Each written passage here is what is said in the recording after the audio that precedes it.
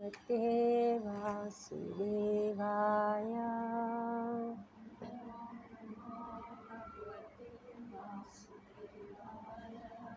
ॐ नमो भगवते वासुदेवाय।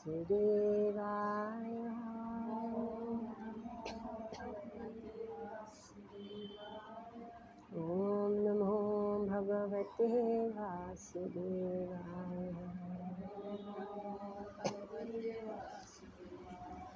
नारायणं नमस्कृत्य नरं चैव नरोत्तमं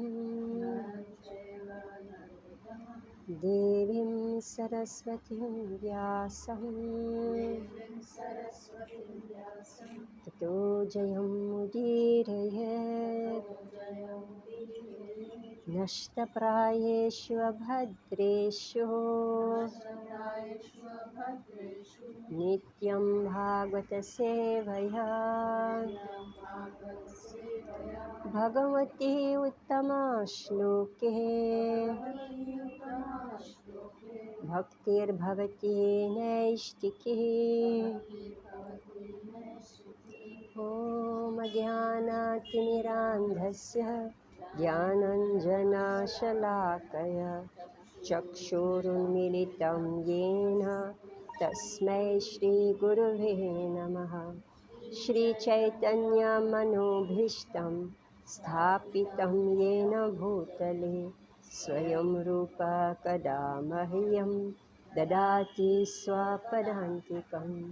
वन्देऽहं श्रीगुरो श्रीयुतः पदकमलं श्रीगुरून् वैष्णवांश्च श्रीरूपं साग्रजातं सहगणा रघुनाथं वितं तं सजीवं साद्वैतं सावधूतं परिजनसहितं कृष्णचैतन्यदेवं श्रीराधाकृष्णपदान् सहगणा ललिता श्रीविशाखान्वितंश्च।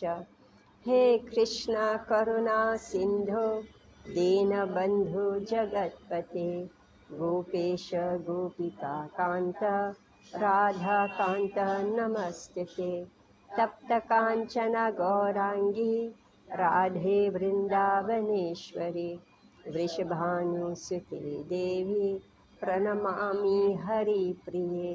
वाञ्छकल्पतरुभ्यश्च कृपा सिन्धुभ्य एव च पतितानां पावनेभ्यो वैष्णवेभ्यो नमो नमः। जय श्री कृष्ण चैतन्य प्रभु नित्यानंद श्री अद्वैत गदाधर श्रीवासादि गौर भक्तवृंद। हरे कृष्णा कृष्ण कृष्ण हरे हरे, हरे राम राम राम हरे हरे। नमो विष्णुपदाय कृष्णपृष्ठाय भूतले प्रभुपादकृतये श्रीगिरिराजाय स्वामिने सुभद्ररास बिहारी बिहारी भक्तिवेदांतस्वात्मदायिने। नमो विष्णुपदाय कृष्णपृष्ठाय भूतले श्रीमते भक्तिवेदांत स्वामिनिति नामिने। नमस्ते सारस्वती देवे गौरवाणी प्रचारिणे निर्विशेष शून्यवादी पाश्चात्यादेशतारिणे। मुखं करोति वाचालं पंगुं लंघयते गिरिं यत्कृपातमहं वन्दे श्रीगुरु दीनतारिणं। हरे Krishna. So we are reading from Shrimad Bhagavatam, Canto 6, Chapter 4. So in our class, Radha Ras Bihari, now they have completed 10th canto. Can you imagine? Completed 10th canto and they started 11th canto. 11th canto is so tough, so tough. It's so much philosophy. So now I have pulled out my book and as class is going on, we are highlighting and making notes and all these Prabhujis now will, that 10th canto was pure rasa. We have to go back and listen to all those classes. Even these young boys, they gave such classes, right? So now they'll have to rack their brains with a lot of philosophy. So please, 8 o'clock, Rararas Bihari's class, put on your YouTube, okay? Learn. There's Udhav Geet in 11th Canto, which is an elaboration on um, Bhagavad Gita. Yeah. So we must learn this. Actually, say that after Shukdev Goswami spoke so much about Krishna Lila, so he wanted to ground everybody, bring everybody back to okay Sankhya, to the basics. Anyway, I had a lot of lectures. I was lucky. I was in South Africa, and Bhakti Chaitanya Swami was there. He was unwell, so he was grounded. It's our good luck. Otherwise, they're just moving around everywhere. So he was giving, and I had recordings of those classes also. And it was about this Varnashram Dharma. It's just whole section, and he's so scholarly, Bhakti Chaitanya Swami. So I learned a lot, really a lot from his classes, from this 11th canto. So almost every day he was giving class, and it was very intimate. It was like this Prabhupada's quarters actually. It was very intimate.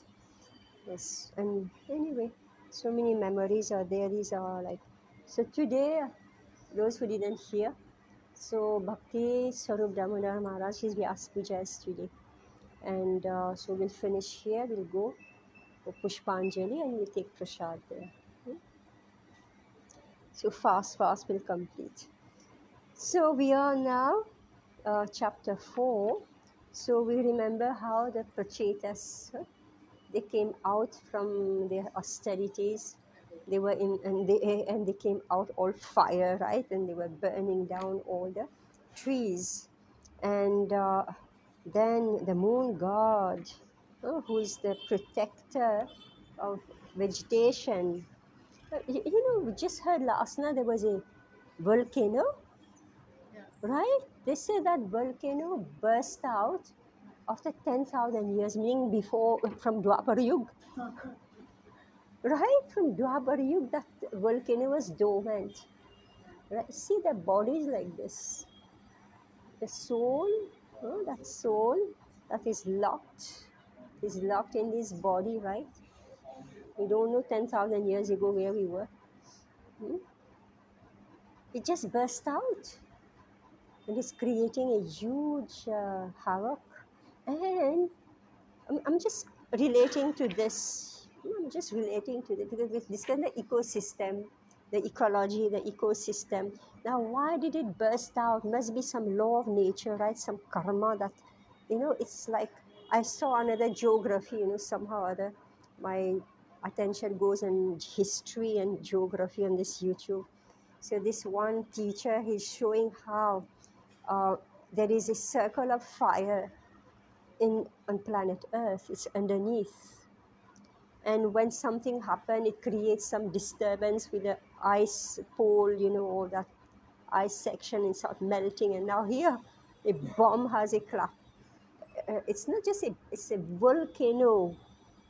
I don't know what magnitude. It burst out. And it is moving. For some reason, everything is going towards north of India. I don't know why. Haryana, Punjab, that area. Even the cyclone came, right? It went up there, Uttarakhand. I don't know what karma is going on that area.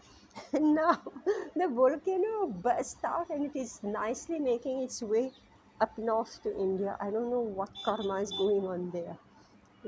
So this is what I'm saying here is that the moon god is protecting the vegetations. So similarly, the entire world is under watch, right? So these boys, now remember, they are the sons of who? Prachinar Vishat, right? And he's the Manu for the whole world, right? And now, can you imagine who their father is? How proud these boys will be, right? if your father is of this status, right? So these boys have been sent for austerity, and they're coming out from their austerity. So without looking right, left, they just burst out, right? They have so much mystic power, so they sent out their fire, right? They were burning down all the vegetations. So we don't know who has, let loose that volcano after 10,000 years. But definitely, we can understand that even though, so these are laws of nature, and if by ill luck somebody has let it off, then somebody will come and cool it off. Right? This is what we are learning from Bhagavatam. Like now, so much talk, Delhi pollution, right? Who has created this Kalia, fumes, right? All right. So meaning that others will come, right? And they will put it down. So this is what's happening here. Hmm? So the moon god, he came and he protested, you cannot do this. Hmm? So we may be the sons of great Manus, but we cannot misbehave. All right? There's always somebody who's superior to us, who's putting us down in our own place. Hmm? So text 13.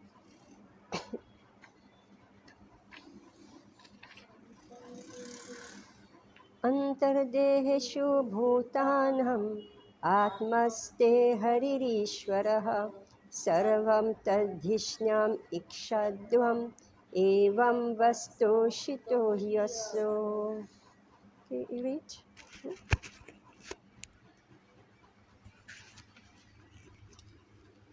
Translation by His Divine Grace Prabhupada.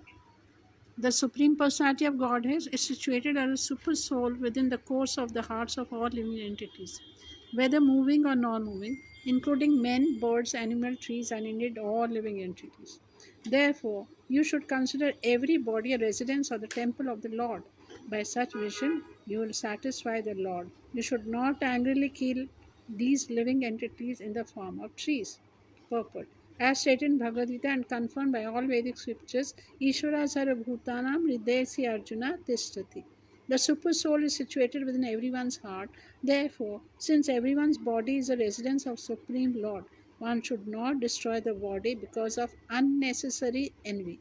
That will dissatisfy the Supreme Super Soul. Soma told the Prachitas that because they had tried to satisfy the Super Soul, they should now they should not displease him.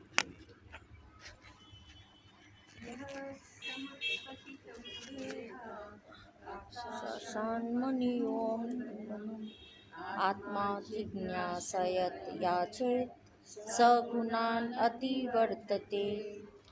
Translation: one who inquires into self-realization and thus subdues his powerful anger, which awakens suddenly in the body as if falling from the sky, transcends the influence of the modes of material nature.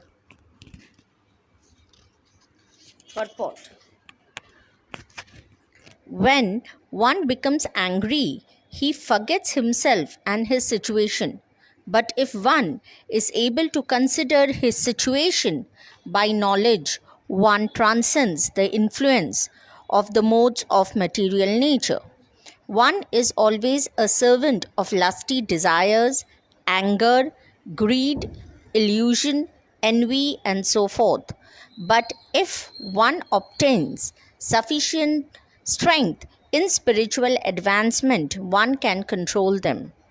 One who obtains such control will always be transcendentally situated, untouched by the modes of material nature. This is only possible when one fully engages in the service of the Lord.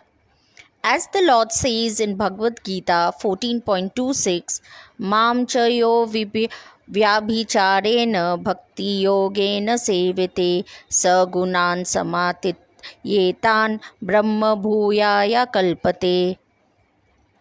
One who engages in full devotional service, who does not fall down in any circumstance, at once transcends the mode of material nature and thus comes to the spiritual platform. By engaging one in devotional service, the Krishna consciousness movement keeps one always transcendental to anger, greed, lust, envy, and so forth.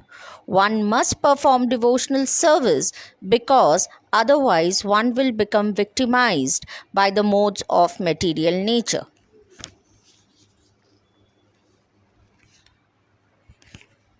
Okay, so now this is about what? Anger. Okay? Anger. So, all of us, devotees or no devotee, whoever is little cultured, we don't like it when we become angry, right? Doesn't matter whether you're devotee or no devotee. Nobody likes anger and everybody feels upset about it. Either when people around them become angry and not able to control, or you yourself, right, you burst out. So here, you just see what Som Dev is saying. No? One who inquires into self-realization and thus subdues his powerful anger, which awakens suddenly in the body as if falling from the sky. So what the Sanskrit says, yaha, anyone who samut patitam, suddenly awakened, dehe, in the body, akashat, from the sky, manyum, anger, ulbanam. So this anger is in the body, right? All, all of us, we have to watch out. I remember, like, I was feeling so irritated. Frankly, you know what I did? We went to Mayapur. I just went to Nashinhadev. I said, Nashinhadev, control my anger. I'm becoming so irritated. I mean, why that anger was coming? Because it was too much for me to run that office. It was too much. And therefore, I was being provoked, and I was feeling so disturbed. I was thinking, I'm supposed to do service for Krishna, and here I am, this provocation of anger is with me, what to do? And I'm not able to control it, just like said here, like this. So I went to Nashinhadev. I said, Nashinhadev, you're more angry than me. Right? You are more angry than me. You control that anger in me, and believe me, it came down. So here, it's amazing. Like, this is a personal experience. Yeah, that's not me, It's not really me. It's just the circumstances were irritating me so much. But after that, I think Rara Ras Bihari had some pity on me and started sending proper devotees. Like more sincere, more qualified devotees who could do the service. So let's hear this. So what is this anger? It is powerful anger that is in the body. Kam, Krodh, Lobha, Moha, Matsarya, Mad. These form part of the subtle body. And when provoked, you don't know from where it came out. Right? So it says powerful anger which awakens suddenly in the body as if falling from the sky. Right? So, how to control this? The verse is saying, because now just imagine, these are not ordinary boys. Well, these 10 pracheta, they're not ordinary boys. Number one, they have high aristocracy, right? They are from Swayambhuva Manu's dynasty, Dhruva Maharaj dynasty. They are high aristocracy, their birth, all right? And they have met Lord Shiva. All right, they met Lord Shiva, who became their guru. All right, not a small personality, Lord Shiva himself, and they were given what? The Bhagavad, yeah. They were given Diksha in Bhagavad Dharma. All right, Diksha in Bhagavad Dharma. They were given the song of Lord Shiva, which was the glorification of Vishnu mantra. They were given. That was the Diksha. And again, remember that they went there, they were moving around. Somehow they came to that lake, and Lord Shiva, who never gives darshan to anybody, he came out from the lake to give them darshan. Can you imagine what is their qualification? Right? And they went in that lake which belongs to Lord Shiva. Right? They went in that lake, they did tapasya for 10,000 years, and they came out with fire. Which is what I was all about to say. That finally, what is the they came anger and fire? they came out with fire. Why? So this verse is explaining why. Because in that body, this material body, there are 6 ripu: Kam, Krodh, Lobha, Moha, Matsarya, Mad. All right. So here we are studying this passage, whereas people are going to counselors and spending money, right? How to control your anger. This, my son is always angry, my wife is always angry, my husband is always angry, right? I saw one ad, very pathetic. Yeah? So this woman, she's telling that, uh, are you a housewife? Have you been giving counseling for free for so many years? Now here's your opportunity to earn. She's saying, are you a housewife that you have been giving free advice? You know, whoever comes to you, you're always pacifying this one, that one, giving, you are giving, counsel, pacifying everybody. That's everybody's house, right? Now here's your opportunity to earn, make money from it, right? Make money from it. And what do you have to deal with? Kam, Krodh, Lobha, Moha, Matsarya, Mad, and they don't succeed, right? As soon as you start making money from it, you're finished. All your potency is gone, right? Finished. So, so here, let's listen. So how can we control? See, meaning that their education is not yet over. All right? It's just the beginning. So they became very powerful through sadhana. But we explained last week, Bhakti Rasamrita Sindhu, Nectar of Devotion explained that in Bhakti Yoga, we don't do harsh austerities. We do austerities. What is our austerity? We get up early in the morning, we take bath. Sorry to say this, like just last week, one couple came in my office, in our office actually, belongs to all of you. So this man, so I said, the lady wanted to know if there is any program. So I said, here's a list of program. You can go now to the first floor. There's some satsang going on, join. The lady said, I haven't taken my bath, so I cannot go. So, and the poor man, and I did think they don't look very clean, I did think like this, they don't look fresh. And then this man, he said, I haven't taken my bath, so I go. So I said, please. And why they didn't take their bath? Because they have to do some shopping. So let them do all the dirty things, then they'll go home and then they will take bath, So I told them, please, when you get up, take bath.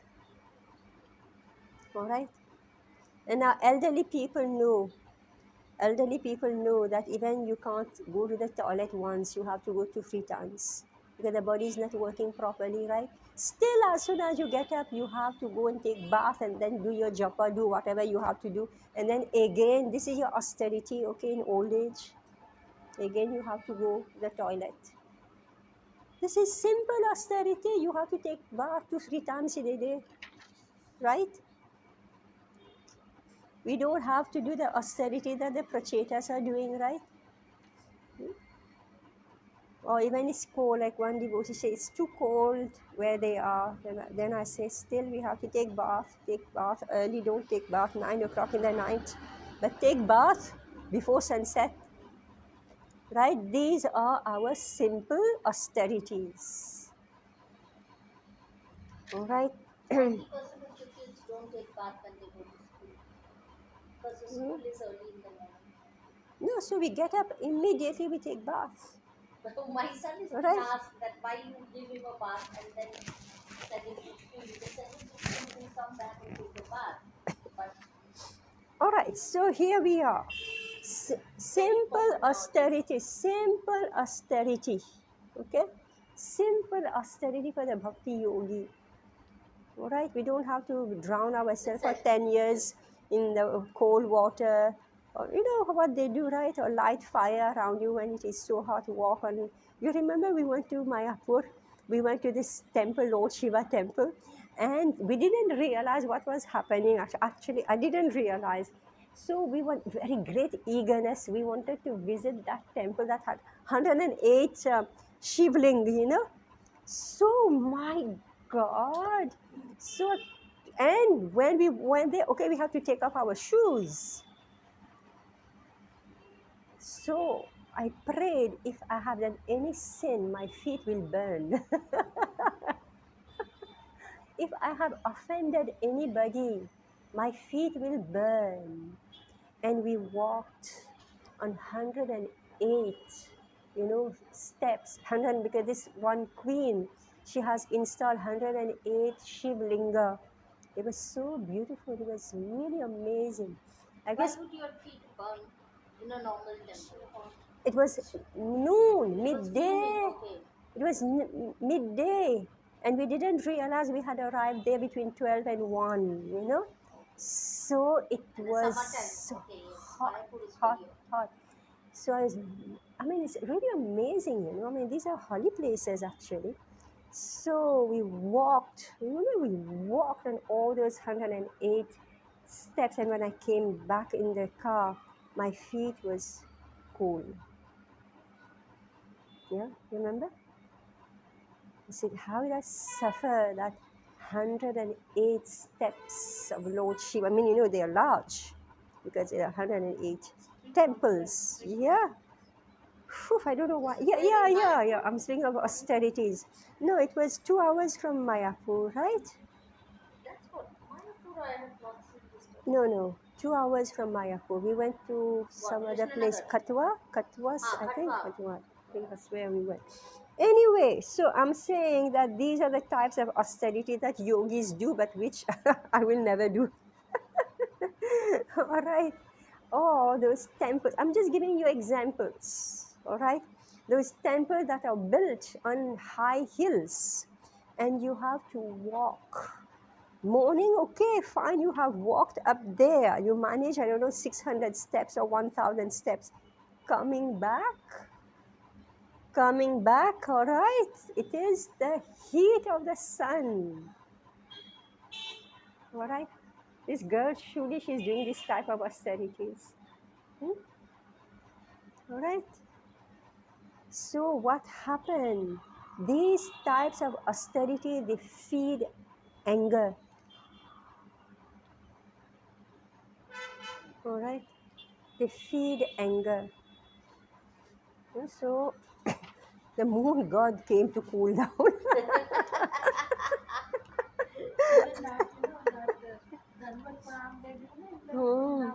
Yeah. Yes.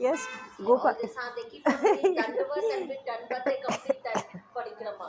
No, Gopal Krishna Maharaj. Sometimes 6-7 days. Gopal Krishna one time was on parikrama, Govardhan parikrama. He saw his disciple Dandavat. He called him, how many books have you distributed? That's a good one. Really a good one. Pack up, go and distribute books. Because it takes long.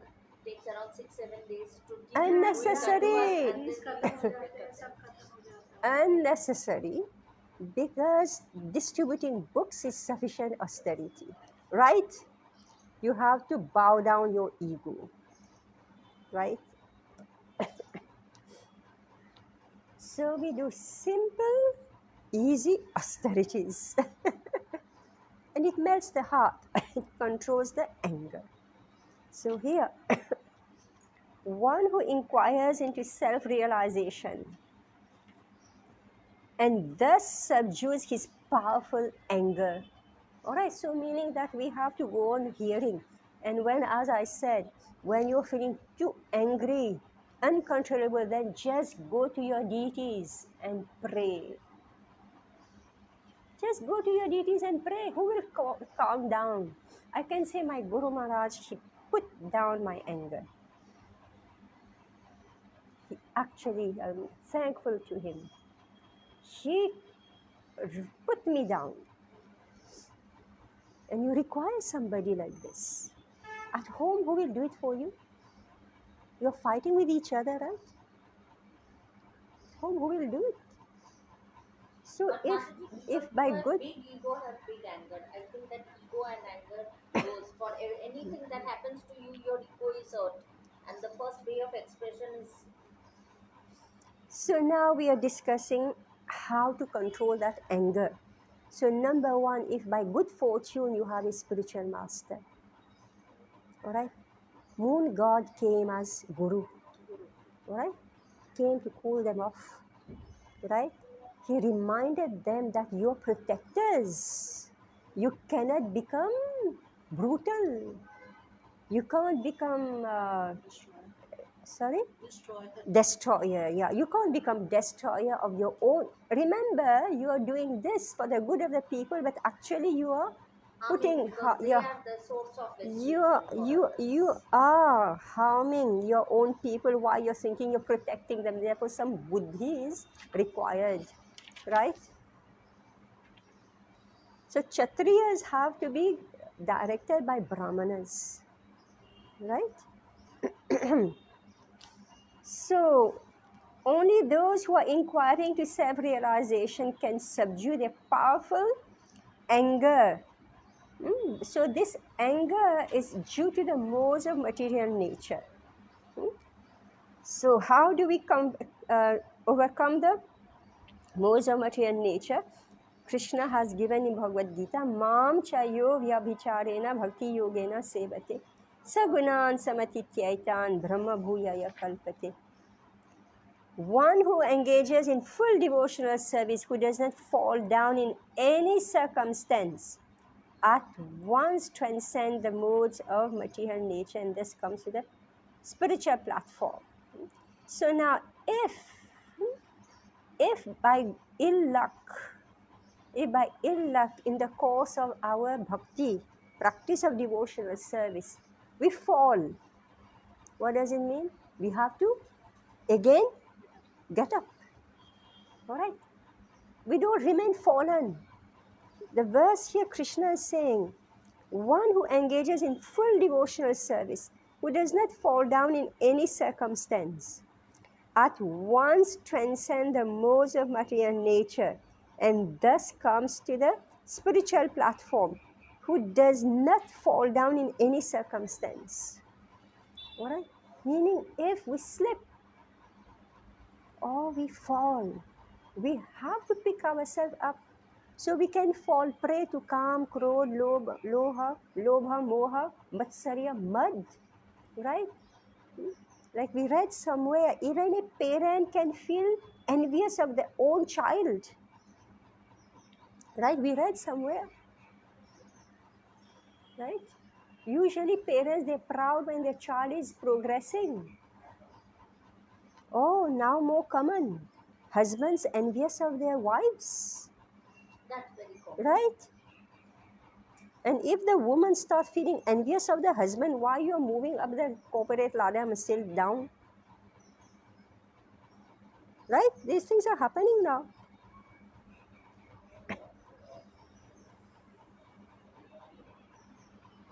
I'm just giving you examples of Kam, Krodh, Lobha, Moha, Matsarya, Mad.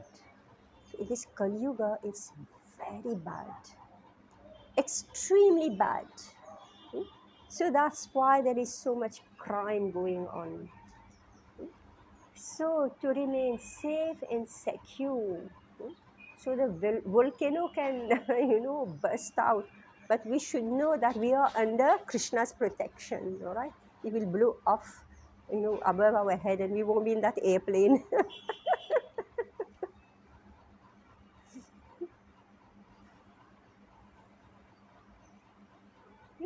See, these are practical things. So I'm taking my time. I'm actually taking my time because I don't want to just run through it. Ecology, ecosystem. Now, because I'm listening, Prabhupada's explaining also these points. Devotees, how they're protected, right? Calamities are happening, but the devotees are protected. But how do we explain that sometimes devotees also succumb due to calamity that's happening, right? So we heard this also. Sometimes Krishna takes as excuse external circumstances to take a devotee back home, back to Godhead, to finish off his karma or her karma. So that's how we hear that this guru has succumbed to cholera, to this, to that. It is only that while something which is meant for others, right, the Supreme Lord will use that circumstances to take his own devotee. This is also explained.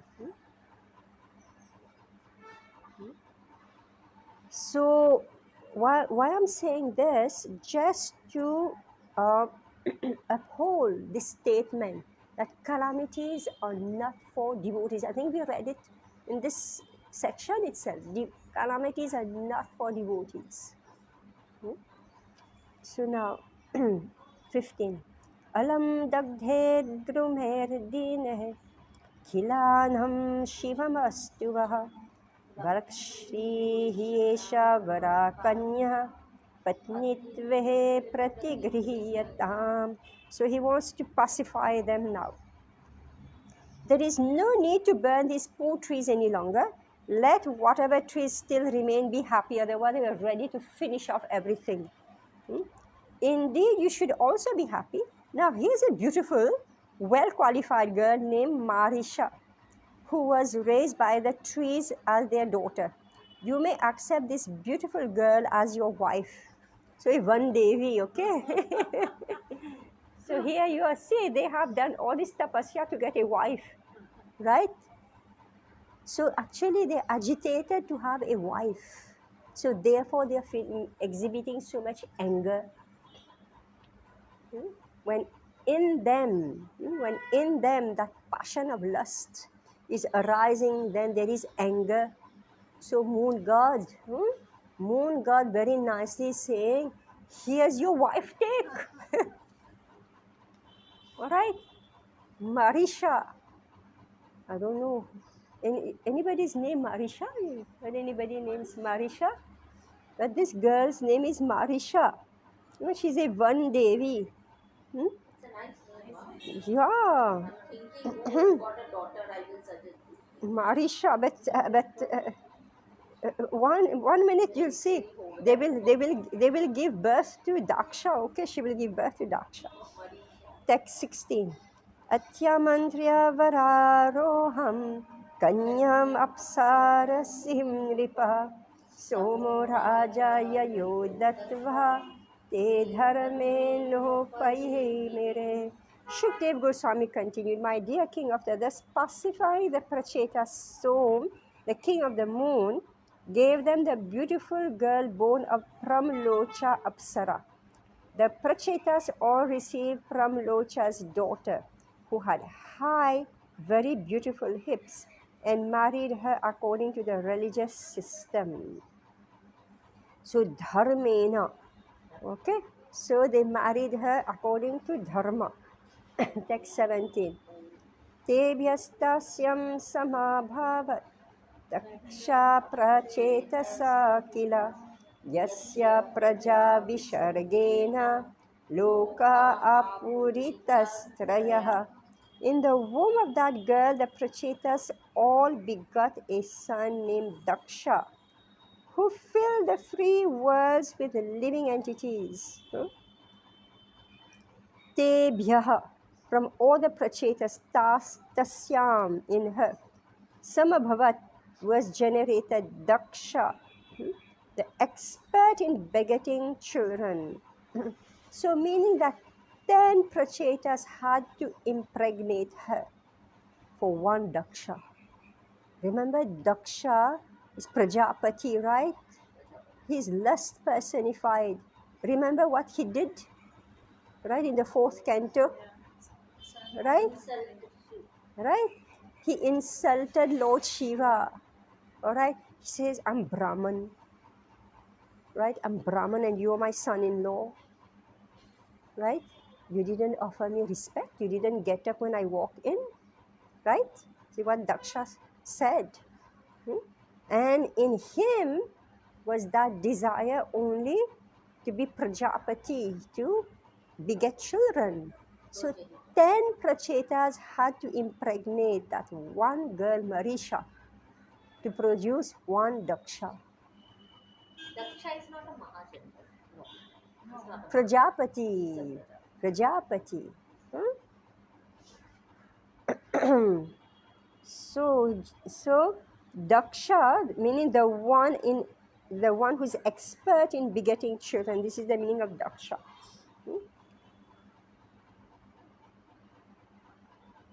So now, what happened next? Purport. Daksha was first born during the reign of Swayambhuva Manu. But because of offending Lord Shiva, he was punished by having the head of a goat substituted for his own head. You know, goat head. You know, in those kundli, right? They have one half man, half goat, right? An animal. half man. Centaur, that centaur, right? He has some, yeah, and that's actually Brihaspati. That's Dhanu, right? Dhanu Rashi, right? Dhanu Rashi. It has half man, half animal, right? Dhanu in English is which Rashi? Horse. Yeah, whatever. This is what it is. He's Brahman, right? But he offended, right? He offended his Brahman. Brihaspati is Deva Brahmana, right? Half man, half animal. I mean, just see. So that's what happens. Somebody actually was a doctor. He was an Ayurvedic doctor. So he told us how this medical science and astrology are completely, like together. So every medical doctor, Ayurveda will know astrology. So he was saying that the animal under which we are born actually means previous life we had those tendencies. Animal under which? Yeah, because each Rashi has some animal connected to it, right? So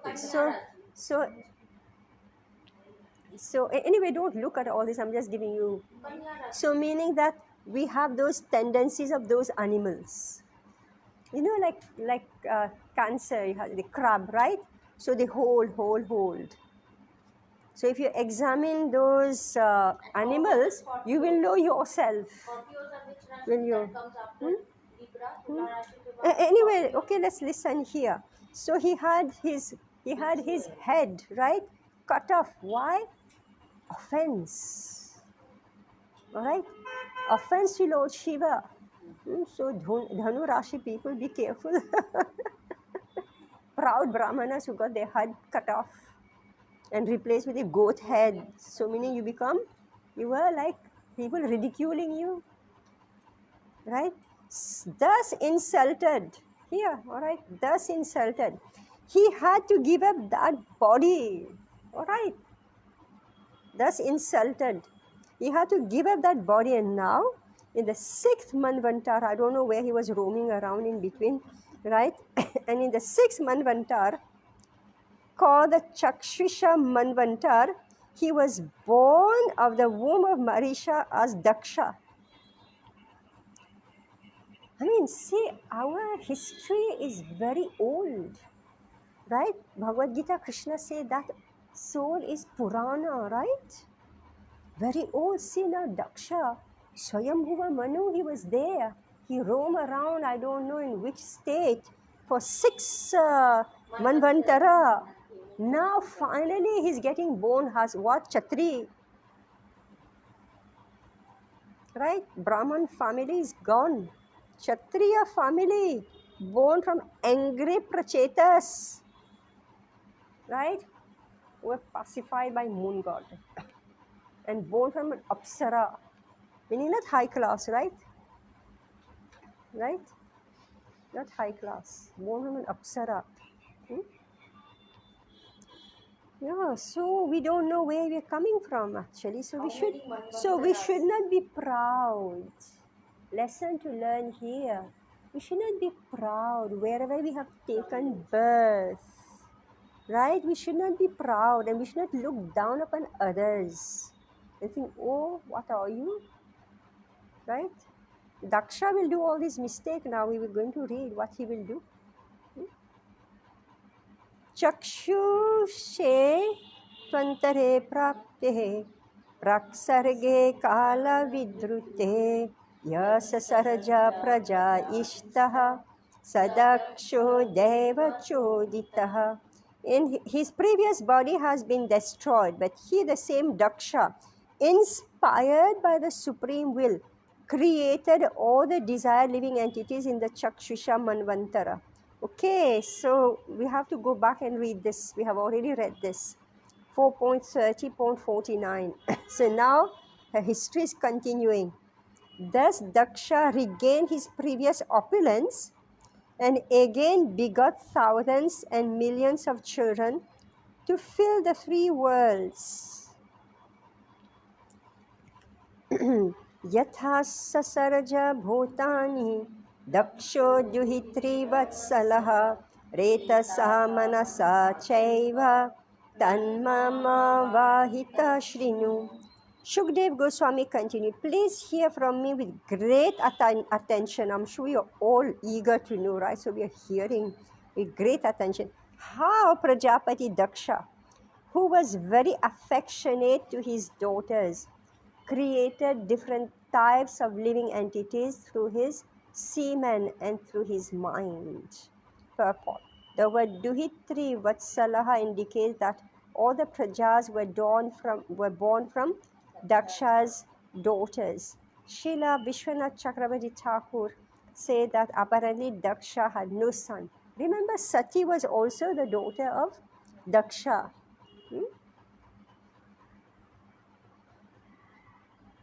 Is it Devahuti? Also, all these.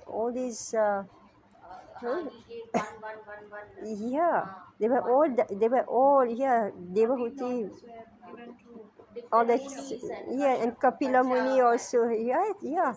So now, again, he's producing daughters. All right. See, he gave up. He lost his head due to a daughter. Right?